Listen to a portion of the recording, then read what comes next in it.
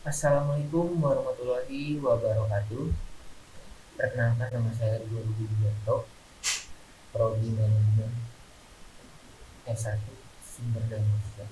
Saya ingin mempresentasikan yang berjudul Pengintegrasian Perencanaan SDM dengan Perencanaan Bisnis. Pengertian pengintegrasian. Pengertian pengintegrasian adalah aktivitas memadukan keinginan pekerja serta kepentingan organisasi supaya tercipta kerjasama yang memberikan kepuasan. Pekerja bisa memenuhi kebutuhannya dengan senang hati serta organisasi mendapatkan keuntungan tanpa beban moral. Pengintegrasian. Integrasi adalah fungsi operasional suatu manajemen personalia yang terpenting, sulit, dan kompleks untuk merealisasikannya. Jadi pengertian pengintegrasian adalah hal yang sangat penting dan merupakan salah satu kunci untuk mencapai suatu hasil yang baik bagi perusahaan. Tujuan dan prinsip pengintegrasian. Tujuan pengintegrasian adalah memanfaatkan karyawan agar mereka bersedia bekerja keras dan berpartisipasi aktif dalam menunjang tercapainya tujuan serta terpenuhi kebutuhan karyawan. Prinsip pengintegrasian adalah menciptakan kerjasama yang baik dan saling menguntungkan. Selanjutnya, prinsip pengintegrasian adalah menciptakan kerjasama yang baik dan saling menguntungkan. Metode pengintegrasian.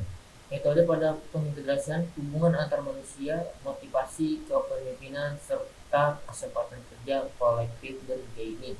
Perencanaan bisnis. Perencanaan bisnis meliputi perencanaan strategi perspektif jangka panjang.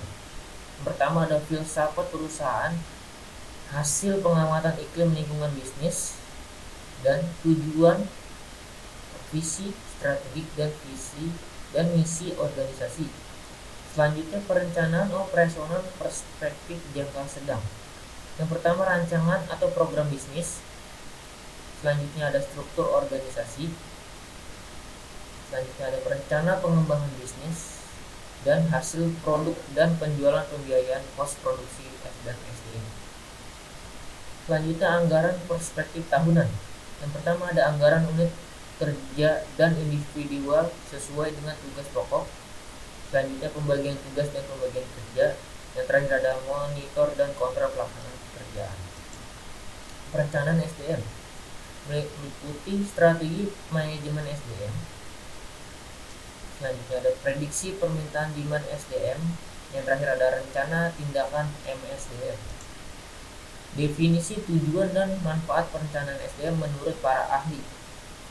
Menurut Robert L. Malthus dan John H. Jackson 2001, perencanaan SDM adalah proses analisis dan identifikasi tersedianya dan kebutuhan akan sumber daya manusia sehingga organisasi tersebut dapat mencapai tujuan.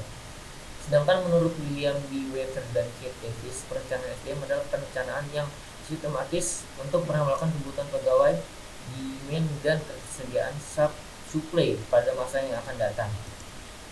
Filsafat perusahaan dan filsafat serta kebijakan SDM.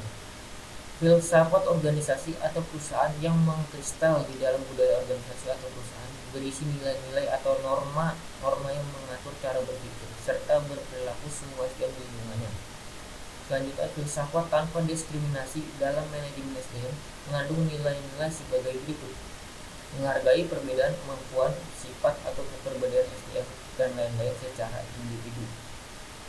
Selanjutnya, memberikan kesempatan dan dukungan yang sama dalam mengembangkan SDM secara individual untuk berprestasi sesuai bidang kerja masing-masing. Selanjutnya ada manfaat dari perencanaan SDM, meningkatkan efektivitas dan efisiensi pendayagunaan SDM. Pada saat tahun yang berjalan, mungkin sudah terjadi kasak-kusuk di belakang mengenai kinerja salah satu karyawan perusahaan yang kurang maksimal dan sebaiknya diganti dengan orang lain saja. Jika Anda sebagai pihak manajer perusahaan, maka jangan abaikan hal ini karena Anda harus mengevaluasi lagi SDM yang Anda gunakan tersebut. Yang kedua ada meningkatkan biaya penghematan perusahaan. Biaya merupakan salah satu komponen penting yang ada di dalam perusahaan dan harus diperhatikan dengan betul karena jika ada yang mengenai biaya atau beban ini bisa membuat perusahaan mengalami masalah keuangan serius. Selanjutnya meningkatkan perilaku proaktif. Dengan adanya perencanaan SDM ini tentunya akan membuat pegawai perusahaan menjadi proaktif karena kan pegawai ini akan melakukan hal yang semaksimal mungkin dalam kinerjanya dirinya tidak diganti atau supaya bisa mendapat promosi jabatan. Selanjutnya ada memastikan kebutuhan SDM yang kompeten. Selanjutnya ada mendorong terbangunnya sistem informasi SDM yang akurat. Manfaat perencanaan bisnis, membantu wirausahawan untuk berpikir tentang bisnis melalui ide-ide yang dituangkan dalam sebuah rencana yang terintegrasi dengan baik.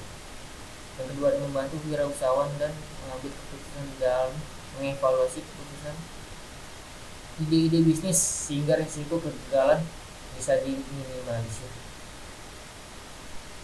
Selanjutnya, memberikan informasi dan sinyal bagi bisnisnya agar tetap berjalan dengan benar. Selanjutnya, meningkatkan kepercayaan diri dari wirausahawan bila bisnisnya berjalan dengan baik sesuai rencana.